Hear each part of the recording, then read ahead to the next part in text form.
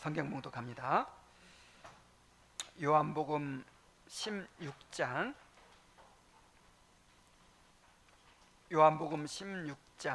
1절부터 7절까지의 말씀을 봉독합니다. 하나님의 말씀을 들으십시오. 내가 이것을 너희에게 이름은 너희로 실족하지 않게 하려 함이니 사람들이 너희를 출교할 뿐만 아니라 때가 이르면 무릇 너희를 죽인 자가 생각하기를 이것이 하나님을 섬기는 일이라 하리라. 그들이 이런 일을 할 것은 아버지와 나를 알지 못함이라. 오직 너희에게 이 말을 한 것은 너희로 그때를 당하면 내가 너희에게 말한 이것을 기억나게 하려 함이요 처음부터 이 말을 하지 아니한 것은 내가 너희와 함께 있었음이라.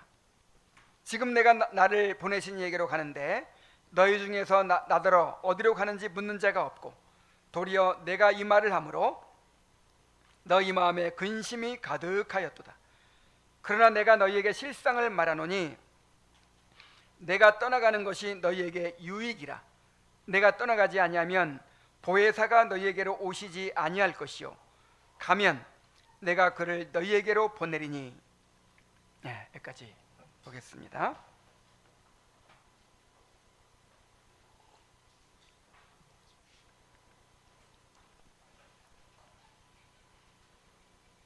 우리는 계속해서 예수님의 다락방 강화를 살펴보고 있습니다.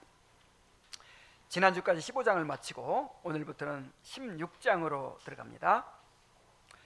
지금까지 살펴본 흐름을 정리하면 14장이 두려워하는 제자들을 위한 위로에 집중하고 또 15장이 포도나무 비유를 통해서 성도가 주님 안에 거해야 하는 삶의 원리를 다루었다면 이제 16장에서는 주님이 떠나신 후 제자들에게 닥칠 박해와 환난, 그리고 그 가운데서 역사하실 보혜사 성령의 사역에 대해서 집중적으로 말씀하십니다.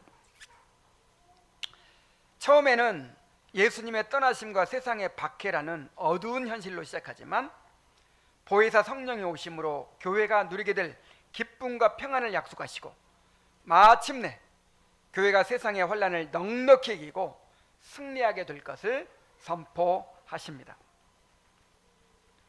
오늘 첫 번째로 살펴볼 본문은 1절에서 7절까지 우리가 읽었죠.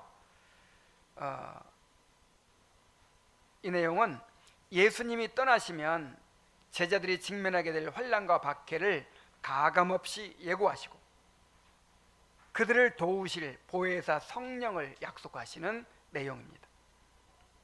자, 1절에서 주님은 이렇게 환난과 박해를 예고하시는 목적을 밝히십니다. 이것을 너희에게 이름은 너희로 실족하지 않게 하려 함이니 그러셨어요. 실족한다는 것은 이제 믿음을 잃어버리고 이 구원에서 멀어지는 것을 말하는 거예요. 무서운 말이에요.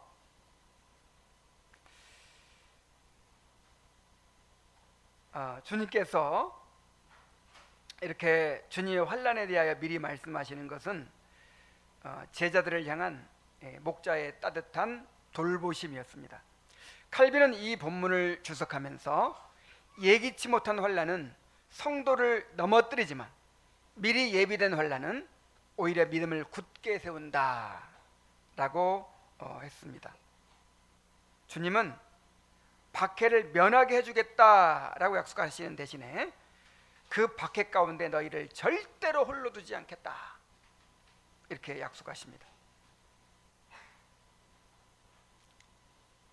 오늘의 말씀을 통해서 우리가 세상에서 맞이하게 될 미움과 박해의 현실을 정직하게 인식하는 동시에 그 현실 앞에서 낙심하지 않고 약속하신 성령을 더욱 의지하며 담대히 나아가는 성도들이 되기를 바랍니다. 자, 먼저 세상이 주는 환난에 대해서 말씀하십니다.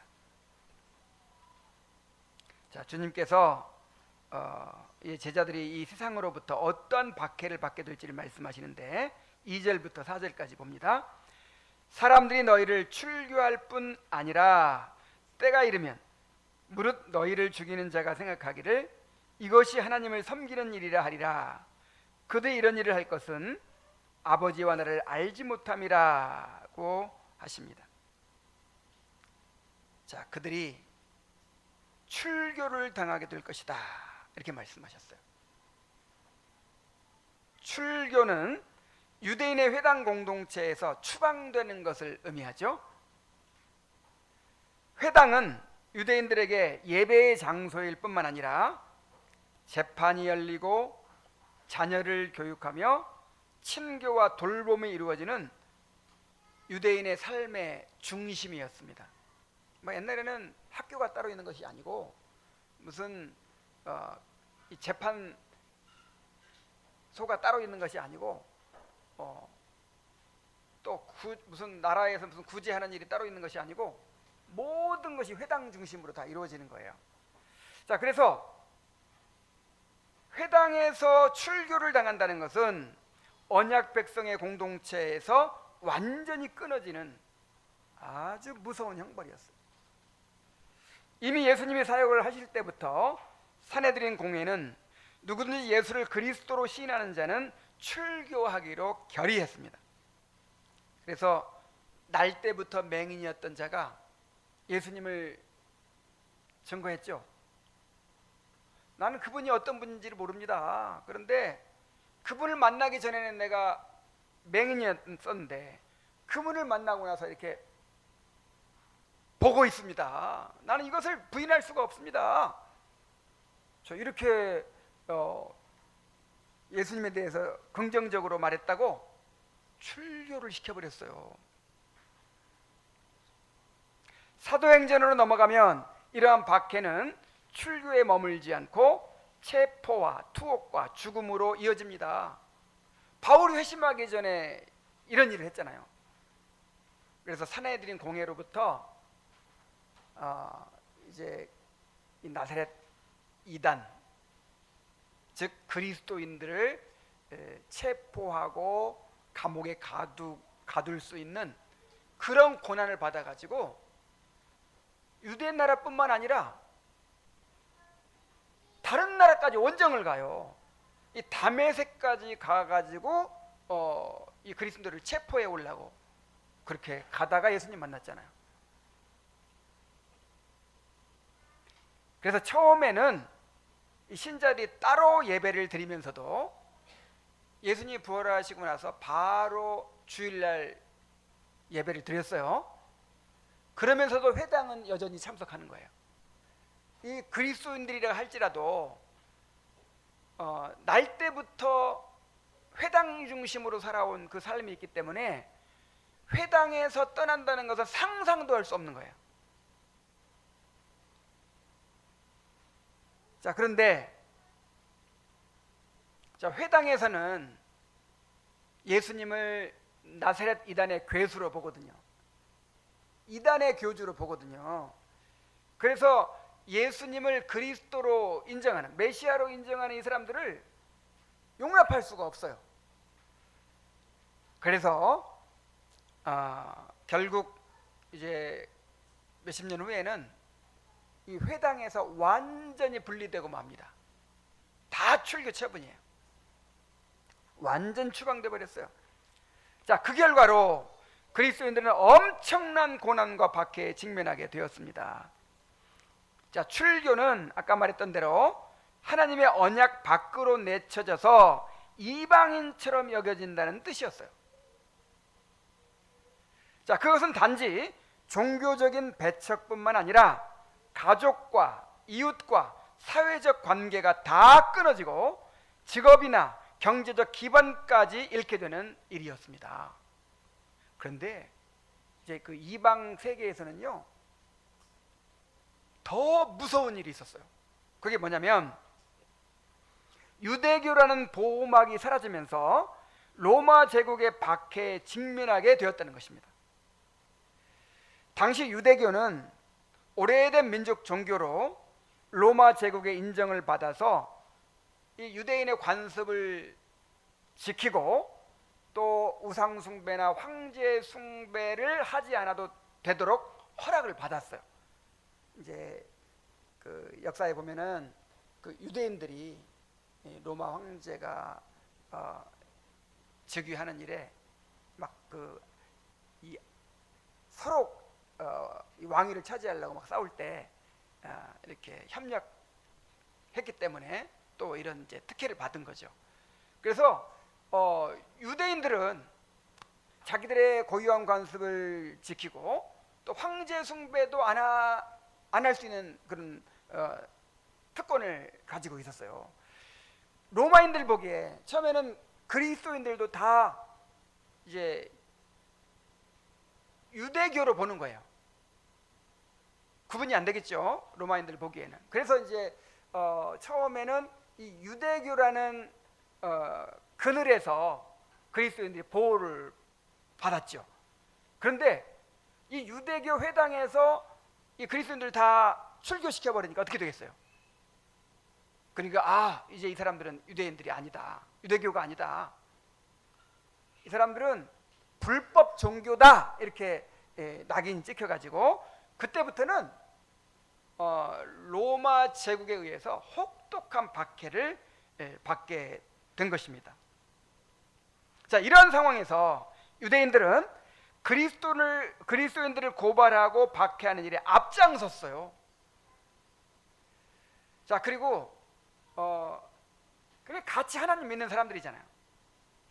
같이 하나님 믿는 사람들인데 이 사람들을 이단이라고 생각하니까 그냥 이 사람들은 다 그냥 죽어야 한다고 생각하는 거예요. 그래가지고 앞장서서 고발을 해요.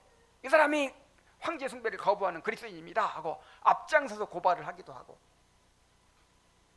또 유대 사회에서 완전히 고립시키고 물리적인 그다음에 또 사회적인 그런 박해를 가하기도 했습니다. 바울 사도가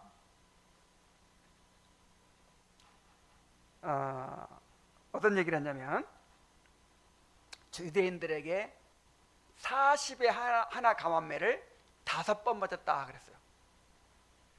그 율법에 따르면 아무리 큰 죄인이라도 이 태장을, 매를 40대를 치면, 40대 이상을 치면 완전 죽잖아요, 사람이. 살아남을 사람이 없고, 뿐만 아니라 이것은 정말 인간 이하의 취급을 하는 거다 해가지고, 그래서 40대까지는 때리지 말자, 때리지 말아라, 39대까지만 때려라. 근데 그 매를 몇 번 맞았다고요? 5번. 정말 그 40에 하나 감한매를 5번이나 맞았으니 그 외의 박해는 얼마나 극심했겠어요. 그래서 바울 사도가 그 복음을 전하는 곳마다 따라다니면서 그렇게 지독하게 박해를 했어요. 그래서 데살로니가전서 2장 15절로 16절에는 이런 말을 합니다. 바울 사도가 유대인은 주 예수와 선지자들을 죽이고 우리를 쫓아내고 하나님을 기쁘시게 하지 아니하고 모든 사람에게 대적이 되어 우리가 이방인에게 말하여 구원받게 함을 그들이 금하여 자기 죄를 항상 채우매 노하심이 끝까지 그들에게 임하였느니라 그랬어요. 자, 요한계시록에서도 요한이 뭐라고 하냐면 유대인의 회당을 가리켜서 실상은 사탄의 회라 그랬어요. 그러니까 이 그리스도인들 입장에서 하나님을 모르는 로마 사람들이 박해하는 것도 괴롭지만 옆에서 고발하고 그냥 로마 사람들이 이렇게 감옥에 가두면 그 집에 찾아가서 재산 다 약탈해가고 막 이런 일을 벌이는, 이렇게 괴롭히는 이 유대인들의 박해가 더 고통스러웠던 거예요. 그리고 다 알잖아요. 훤히 사정을 알기 때문에 더 지독하게 괴롭힌 거예요. 자, 그러면서 이 사람들은 누구를 섬긴다고 생각해요? 야, 우리는 하나님의 일을 하고 있어. 자, 바울 사도가 스데반을 죽이는데 앞장섰죠. 스데반을 죽이는 주동자가 되고 또 그리스도인들을 잡아다가 감옥에 가두고 하는 일에 앞장서면서 지금 내가 무슨 일을 하고 있다고 생각했어요? 아, 나는 주님을 섬기고 있다, 하나님의 뜻을 행하고 있다, 이렇게 생각한 거예요.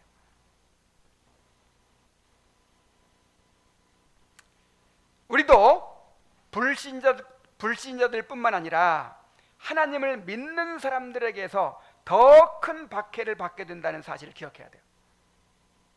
이것은 성경에서도 교회사에서도 분명히 드러납니다. 자, 중세부터 종교개혁 시대에 이르기까지 참된 교회를 가장 극렬하게 박해한 사람들이 누구예요? 로마 가톨릭 사람들이잖아요. 또 청교도 시대에 청교도들을 그렇게 쫓아내고 그렇게 그냥 박해하고, 자, 그런 사람들이 누구였죠? 영국 국교도들이었어요. 이러한 박해의 역사는 오늘날에도 계속되는 것입니다. 종교적 형식주의와 자기의에 사로잡힌 거짓 교회는 타협 없이 진리의 길을 가는 참된 교회로 인해 자신들의 영적 실상과 위선이 드러나는 것을 견디지 못합니다. 그래서 그토록 미워하고 박해하는 것입니다. 자, 일제강점기에 일제가 신사참배를 강요했죠. 그때 거의 모든 교단이 신사참배를 가결을 했어요. 이것은 우상숭배가 아니고 국민의례다. 황국 신민으로서 마땅히 우리가 신사참배를 해야 된다. 그렇게 총회에서 결의를 하고 모든 교회에 신사참배를 성실하게 하시오 하고 공문을 다 내려보낸 거예요. 자, 그런데 그 중에 주기철 목사라든지 뭐 이런 분들이 있었죠. 신사참배는 우상숭배입니다. 우리는 우상숭배에 참여할 수 없습니다 하고 그냥 반발하는 사람들이 있었잖아요. 그 사람들이 얼마나 눈에 가시였겠어요. 그래서 이분들이 그 일제에 의해서 체포되고 고문당하고 그렇게 감옥살이를 하고 심지어 죽임을 당하고, 자, 이런 것도 괴로웠지만 교회가 그 사람들을 권징을 하는 거예요. 권징을 제명을 시키고 쫓아내고.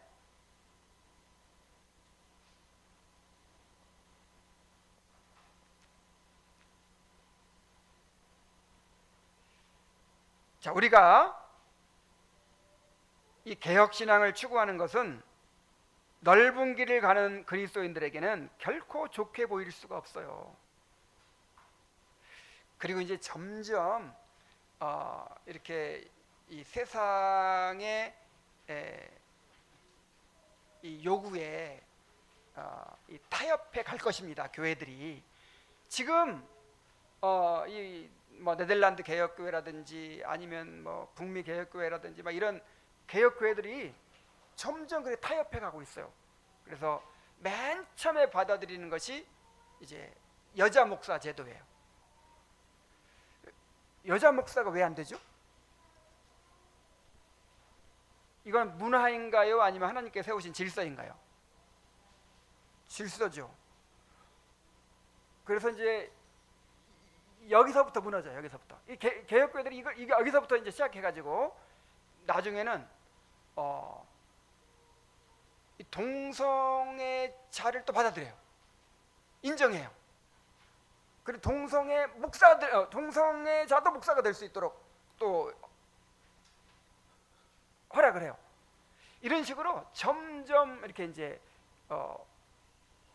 세상과 타협해 가는데, 자, 이런 것뿐이겠습니까?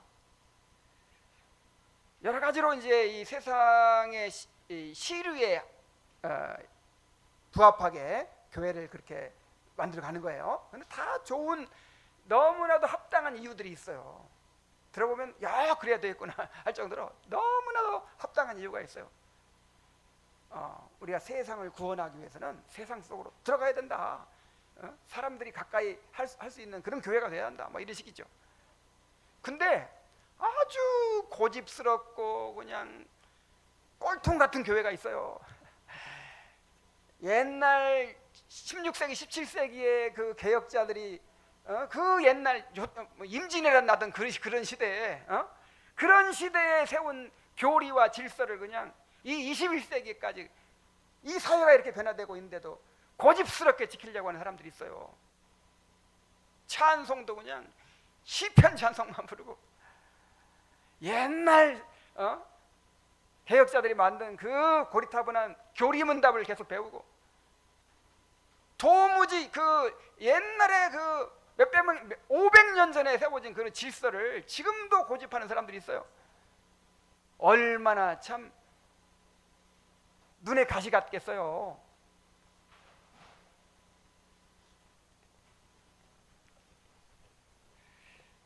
이 청교도라는 말이 그 청교도들을 박해하던 사람들이 붙인 이름이에요. 무슨 뜻이냐면 까탈스러운 사람들. 정말 까탈스러워. 정말 자기들만 잘난 척해. 자기들만 깨끗한 척해. 이런 아주 그냥 경멸하는 이름이에요. 어느 시대나 그렇게 하나님의 말씀대로 순종하려고 하고 좁은 길을 가는 사람들은 세상으로부터도 박해를 받지만 이 넓은 길을 가는 그런 교회와 그리스도인들에게 미움받고 박해를 받는 것입니다. 자, 그래서 그런 일이 생길 때 어떻게 여기라고요? 예수님께서 말씀하셨지. 예수님께서 말씀하신 일이 지금 일어나고 있구나. 이렇게 받아들이라는 거예요. 자, 주님께서는 이 말씀을 하시는 것이 제자들이 실제로 이런 일을 당했을 때 실족하지 않도록 하기 위함이라고 말씀하십니다. 오직 너희에게 이 말을 한 것은 너희로 그때를 당하면 내가 너희에게 말한 이것을 기억나게 하려 하며 처음부터 이 말을 하지 않은 것은 내가 너희와 함께 있었음이라고 하십니다. 자, 실족한다는 것은 덫에 걸려 넘어진다는 뜻이에요. 그런데 이것이 결국 이제 믿음을 잃어버리겠다는 의미로 쓰이죠. 예상치 못한 고난으로 인해서 믿음이 흔들려 배교의 길로 빠지는 것을 뜻합니다. 자, 여기서 주목해야 할 점은 박해의 고통 자체가 성도를 넘어뜨리는 것이 아니라는 것입니다. 오히려 예수님을 잘 믿고 따르는데 왜 이런 고난이 오는가 라는 당혹감과 회의감이 성도를 실족하게 만드는 가장 큰 원인이 된다는 거예요.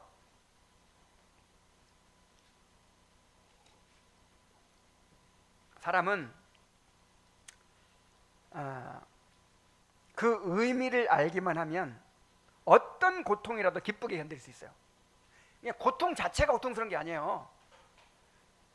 그 고통의 의미를 모를 때, 또 의미 없는 고통을 당할 때 고통을 당하는 거예요.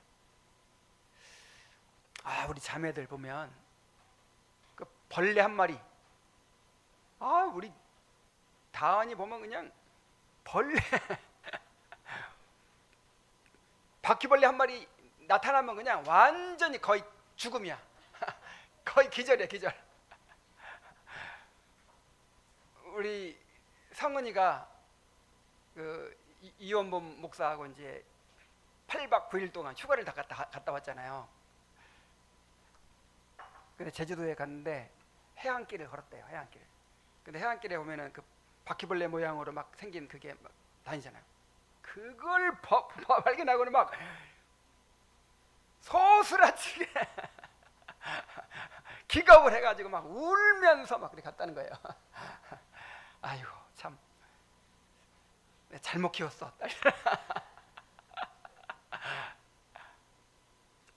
내가 무슨 말 하려고 했냐면 벌레 한 마리 애들이 벌벌 떠는 연약한 자매들이 나중에 무슨 고통을 이겨내요? 해산의 고통을 이겨내요. 그것도 기쁨으로 이겨내. 그것 때문에 불행해하지 않아. 이야, 이거 놀랍지 않아요? 여러분, 고통은요, 진짜 고통은 그 고통이 의미를 잃어버릴 때 오는 거예요.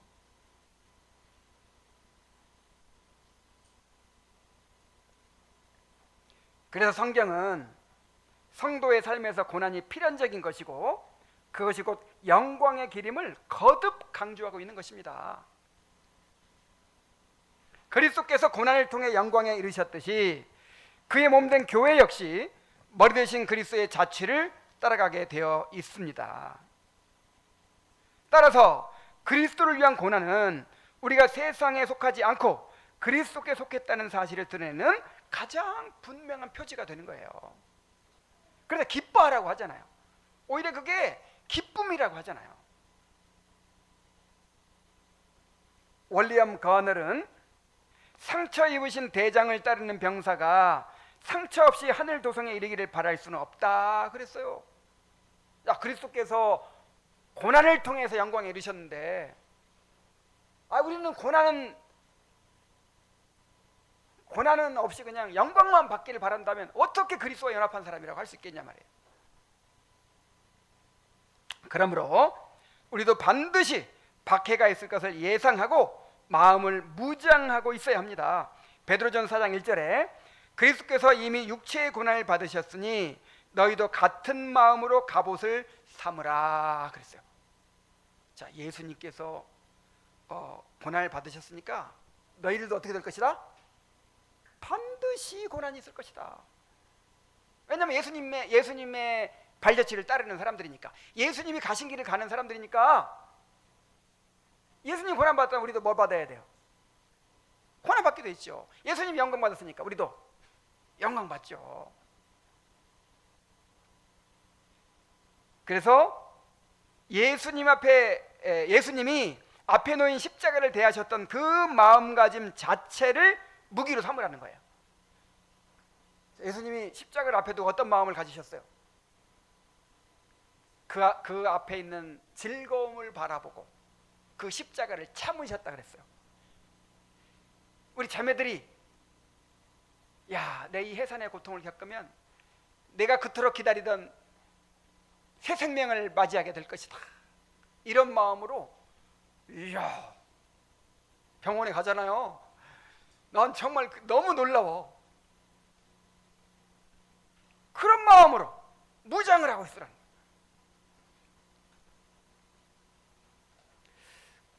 그래서 요즘에 이제 몇 주 동안 계속 이 세상의 박해에 대해서 늘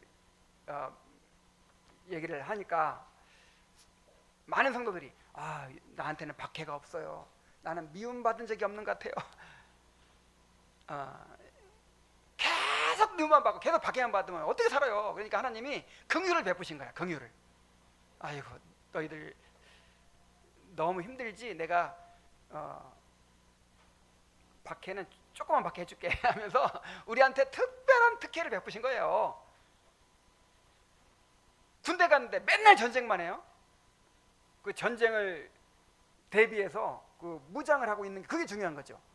그래서 우리도 지금 박해가 없지만 언제든지 박해가 올 수 있다 하는 심정으로 뭐 하고 있으라? 마음에 무장을 하고 살라는 거예요. 무장을 하고. 고난이 올 것을 미리 계산하고 십자가를 지겠다는 단호한 각오를 다지고 있을 때 우리는 어떠한 시험과 환난에서도 넘어지지 않을 수 있습니다. 자, 로이드 존스는 평안할 때 전쟁이 끝났다고 착각하는 것이 신앙에서 가장 위험하다 그랬어요. 마귀는 때로 광명의 천사로 다가오기도 하고 때로는 우는 사자처럼 박해의 발톱을 드러냅니다. 그러므로 군인들이 평화시에도 무장을 갖추고 있듯이 우리도 항상 깨어서 마음을 무장하고 살아야 돼요. 자, 이렇게 주님께서 너희들에게 반드시 뭐가 있을 것이다? 박해가 있을 것이다. 고난이 있을 것이다. 근데 그 고난이 참 견디기 어려운 것이 누구로부터 올 것이다? 특히 하나님을 믿노라고 하는 그런 사람들로부터 올 것이다. 자, 이렇게 말씀하시고 나서 보혜사 성령을 약속하십니다. 자, 예수님의 말씀을 듣고 제자들은 근심에 사로잡혔죠. 5절 6절에 보면 지금 내가 나를 보내신 이에게로 가는데 너희 중에서 나더러 어디로 가는지 묻는 자가 없고 도리어 내가 이 말을 함으로 너희 마음에 근심이 가득하였도다. 사실 제자들이 주님이 어디로 가시는지 묻기는 했죠. 그러나 그들의 관심은 주님이 아버지께로 돌아가심으로 어떤 영광스러운 구속의 역사가 이루어질 것인가에 있지 않았어요. 단지 주님이 떠나시면 자신들은 어떻게 될 것인가 하는 두려움과 근심에 마음이 온통 사로잡혀 있었습니다. 그래서 정작 주님이 십자가와 부활을 통해서 아버지께로 돌아가시는 그 영광스러운 구속의 여정에는 마음을 두지 못하고 있는 것입니다.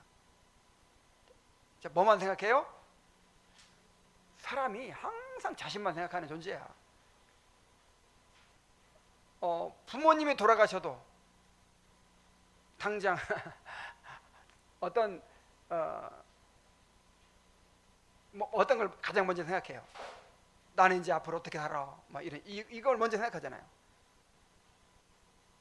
어떤 일이 있어도 그럼 나는 항상 나를 생각하죠. 이 제자들도 예수님이 지금 이 놀라운 구속을 이루시는 이 정말 기가 막힌 순간에 자기들 그냥 두려운 것만 생각해요. 그래가지고 그 찬란한 그 하나님의 계획을, 그 구속의 성취의 그 놀라운 역사를 보지 못하고 있는 거예요. 우리가 두려움과 근심에 사로잡히면 이렇게 하나님의 놀라운 계획을 바라보지 못하게 됩니다. 전에도 늘 말씀드리지만 정말 우리 삶에 하나님께서 개입하셔가지고 뭔가를 변화를 이루어내시고 뭔가를 이루시는 순간은 대개 고난의 순간이에요. 어떤 문제를 만났을 때 그때가 하나님 일하시는 기회예요. 그 사도행전에 예루살렘 교회가 뭔가 특별한 변화가 일어나는 그 성장의 계기가 되는 그런 때가 다 언제예요? 핍박을 만났을 때, 분쟁이 생겼을 때, 어떤 문제가 생겼을 때, 그 문제를 가지고 함께 기도하면서 예를 들어서 집사를 세우게 됐다든지, 아니면 선교사를 파송하게 됐다든지, 뭔가 하나님께서 놀라운 어떤 계기를 일으키시는데 그때가 다 언제예요? 고난의 순간이에요. 자, 그런데 우리가 두려움과 근심에 사로잡히면 그걸 볼 수 있다 없다? 보지를 못해요. 믿음으로 반응할 수가 없어. 그걸 경험할 수가 없어.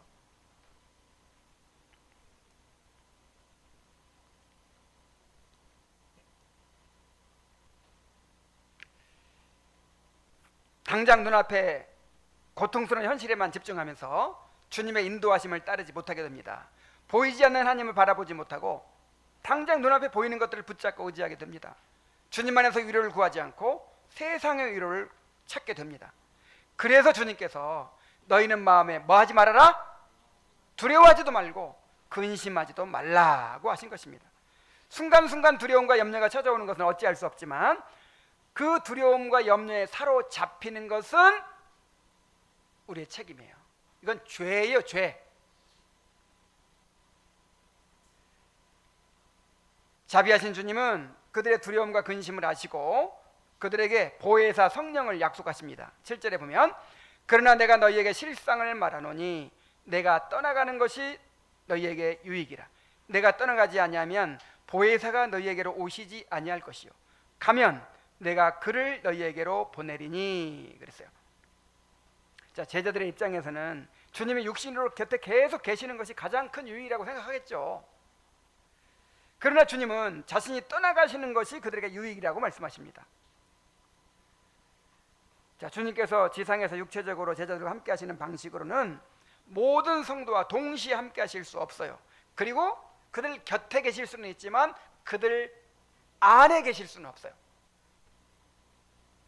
자, 그런데 주님께서 아버지께로 가시고 보혜사 성령을 보내시면 이제 성령을 통해서 지상의 모든 교회와 모든 성도 안에 임재하시게 됩니다. 제자들 곁에 계시던 주님이 성령을 통해서 그들 안에 거하시게 되는 것입니다. 자, 그렇다면 왜 예수님이 반드시 떠나가셔야만 성령이 오실 수 있을까요? 자, 예수님이 떠나가신다는 것은 단순히 그냥 장소를 이동하는 게 아니에요. 십자가의 대속적 죽음과 부활 그리고 승천이라는 구속사역의 완성을 의미하는 것입니다. 자, 뭘 의미한다고요? 구속사역의 완성. 자, 예수님의 그 구속사역의 모형이 성전의 제사죠. 자, 성전의 제사를 어떻게 드리는가 보세요. 이 제물을 가지고 왔습니다. 제물을 가지고 그 머리에 안수하고 잡아요. 그래가지고 이제 번제단 위에다 놓고 불살라 올리죠. 그럼 제사가 다 끝났나요? 자, 번제단 위에 이제 불살라 올리면 제사장이 그리고 나서 그 이제 제물을 잡을 때 피를 미리 받아놔요. 그래서 그 피를 가지고 어디로 들어갈까요? 성소로 들어갔죠. 그래서 평상시에는 휘장에 뿌리지만 대속주일 날은 휘장을 열고 지성소 안에까지 들어가요. 그래가지고 지성소 위에 그 법궤 위에 지성소 안에 있는 법궤 위에 그 속죄소 위에 뿌려요. 그러면 제사가 완성된 것입니다. 그래서 제사장이 이제 그걸 뿌리고 나서 백성을 축복하는 거예요. 자, 이게 제사의 완성이에요. 자, 이게 모형이라고 그랬죠. 그 모형이 이제 십자가에서 실체로 이루어지는 거예요. 자, 십자가의 죽음은 번제단에서 그 제물이 불살라지는 것이 이루어진 거예요. 십자가가 뭐다? 번제단. 자, 그러면 그 피를 가지고 이제 어디로 가야 돼요? 지성소가 어디일까요? 지성소는 이 하늘의 모형이에요. 하나님이 계신 곳이 지성소입니다. 이 하나님이 계신 곳을 모형으로 나타내는 게 지성소예요. 그래서 이제 어디로 가야 돼요? 예수님은 제물이기도 하시지만 자기 몸을 들여서 제사를 드리신 대제사장이시잖아요. 그래서 이제 자기가 십자가에서 드리신 그 제물을 가지고 그 제사의 공로를 가지고 하늘로 진짜 지성소, 모형이 아니라 진짜 지성소에 하늘로 올라가셔야 되는 거예요. 그래야 이제 우리의 구속이 완성되는 거예요. 그 구속의 완성을 위해서 가시겠다는 거예요. 자, 그러면 하나님께서 그것을 받으시고 이제 우리의 구속을 확정해 주시겠죠. 그 제사를 받으시고 모든 죄를 다 용서해 주시겠죠. 그리고 이제 성령을 내려 주시는 거예요.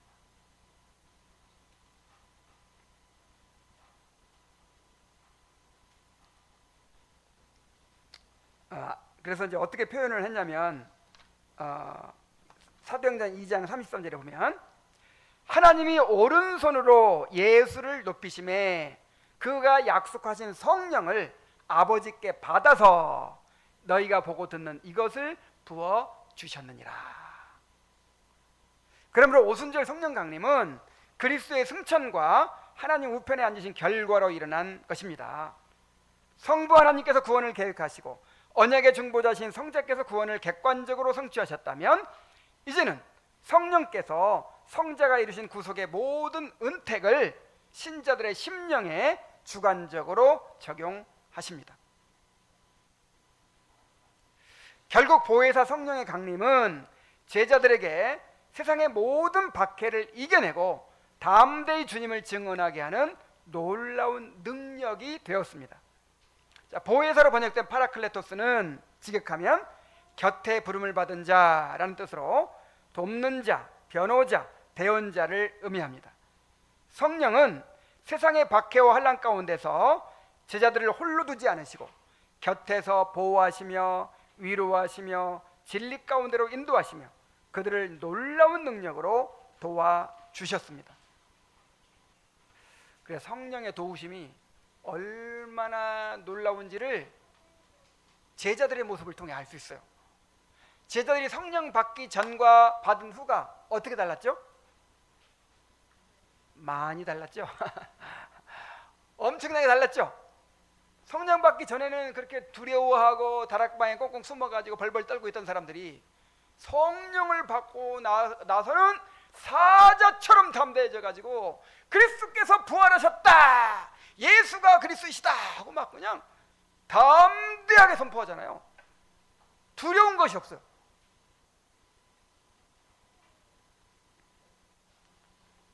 주님이 보내신 보혜사 성령이, 그 제자들에게 임했던 성령이 지금 우리 안에 거하고 계십니다. 성령은 우리가 하나님의 백성임을 확증하시는 하나님의 인이요, 우리의 구원을 완성하시고 천국의 영광을 상속하게 하실 것을 확증하시는 하나님의 보증입니다. 자, 지금까지 다락방 강화를 살펴오면서 예수님이 어떤 주제를 말씀하시고 나서, 어떤 문제를 말씀하시고 나서 보혜사를 약속하시고, 또 어떤 문제를 약속하시나 나서 보혜사를 약속. 말씀을 못 깨달아도 보혜사하고 오시면 해결돼. 네, 박해를 얘기하면서도 보혜사하고 오시면 다 해결할 수 있어. 뭐든지 그냥 성령이면 다 된다는 거예요.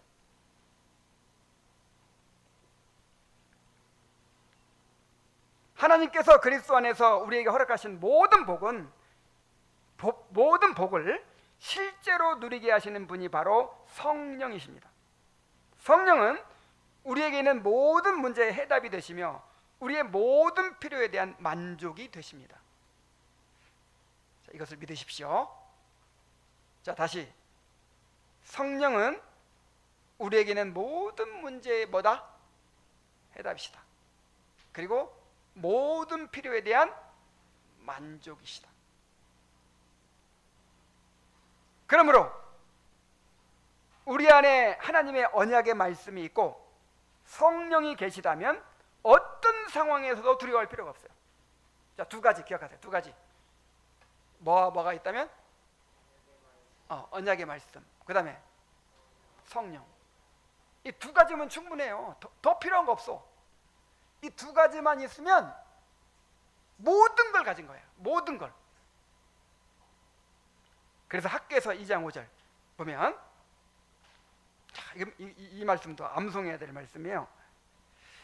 너희가 애굽에서 나올 때에 내가 너희와 언약한 말과 나의 영이 계속하여 너희 가운데 머물러 있나니 너희는 두려워하지 말지어다.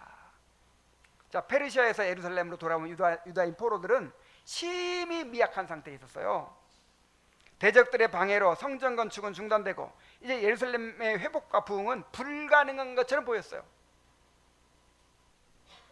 그래서 완전히 그냥 시리에 빠져가지고 우리는 끝났다, 이제 우리는 더 이상 소망이 없다, 이런 상태예요. 근데 하나님께서 학개 선지자를 보내가지고 너희한테 뭐가 있다 지금? 자, 애굽에서 나올 때가 몇 년 전이에요 도대체. 애굽에서 나올 때 언약의 말씀 줬지. 언약의 말씀을 너희에게 주었지. 언약을 주었지. 근데 또 뭘 주었어요? 나의 영, 성령을 그들 가운데 주셨잖아요. 이 두 가지가 아직 있지? 그러면 두려워할 필요 없어. 이렇게 말씀하시는 거예요. 하나님은 자신의 이름을 걸고 맹세하신 언약을 반드시 이루십니다. 그리고 그 언약을 이루시기 위해 성령을 보내주셨습니다. 성령은 창조의 영이요 부활의 영이십니다. 죽은 자를 살리시고 새로운 역사를 창조하시는 분입니다. 그러면 우리가 아무리 어려운 처지에 있을지라도 그냥 다 망해버렸어. 다 망해버리고 아무것도 안 남았어. 그래도 여전히 뭐가 있어요? 언약이 있어요. 또 뭐가 있어요? 성령이 있어. 그러면 새로 시작할 수 있어요. 그러면 소망이 있는 거예요. 우리 안에 하나님의 약속이 있고 보혜사 성령이 있다면 결코 낙심할 필요가 없습니다. 성령은 우리 가운데서 새 일을 행할 것입니다. 광야의 길을 내시고 사막에 강을 내실 것입니다. 교회를 새롭게 하시고 부흥과 회심을 일으키실 것입니다. 전혀 불가능해 보이는 상황 가운데서도 반드시 하나님의 약속을 이루시고 주님의 기쁨과 평강을 누리게 하실 것입니다. 그러므로 우리는 어떤 문제 가운데서도 두려워하지 말고 보혜사 성령님을 의지해야 되는 거예요. 자, 우리 교회 생각해 보세요. 우리 교회 돈이 없어, 건물이 없어, 아니면 사람들이 많지 않아, 뭐 여러 가지 문제가 많겠죠. 근데 우리 교회의 재산은 뭐예요? 이 교회가 가진 능력은 뭐예요? 하나님의 언약이에요. 하나님의 언약. 그리고 성령님이에요. 하나님의 언약과 성령, 이 두 가지만 있으면 모든 것을 가진 사람이에요.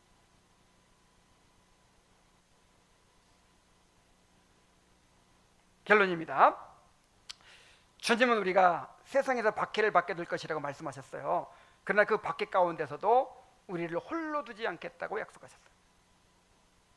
주님 우리에게 보혜사 성령을 보내주심으로 우리가 모든 환난 가운데서도 주님의 기쁨과 평강을 누리며 주님을 증언하게 하셨습니다. 우리에게 하나님의 언약의 말씀과 보혜사 성령이 계시는 한 우리가 아무리 어려운 상황에 있을지라도 결코 낙심하거나 두려워할 이유가 없습니다. 그러므로 세상의 미움과 박해를 받을 때, 특히 하나님을 믿노라 하는 자들의 박해가 있을 때 이상한 일을 당하는 것처럼 이상히 여기지 말아야 합니다. 결코 두려움과 근심에 사로잡히지도 말아야 합니다. 우리 안에 계신 보혜사 성령을 의지하여 기쁨과 평강을 누리며 그리스도를 담대히 증언하는 성도들이 되시기를 바랍니다. 기도하겠습니다. 하나님 아버지, 우리의 머리이신 주님께서 고난 받으시고 또 영광을 받으셨습니다. 그러니 그분의 몸인 우리가 함께 고난 받고 또 함께 영광을 받게 될 것은 너무나도 당연한 사실입니다.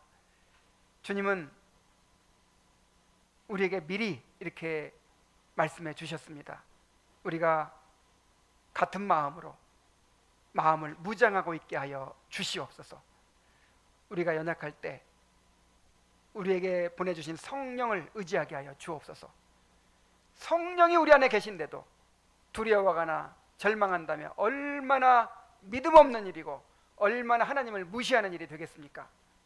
참으로 성령이 우리를 떠나지 않는 한 절대로 포기하지 않게 하시고 낙심하지 않게 하시고 참으로 주저앉지 않게 하여 주옵소서. 어떤 상황에서도 성령님을 의지하여 다시 일어날 수 있는 주님의 백성들이 되게 하여 주시옵소서. 예수님의 이름으로 기도하옵나이다. 아멘.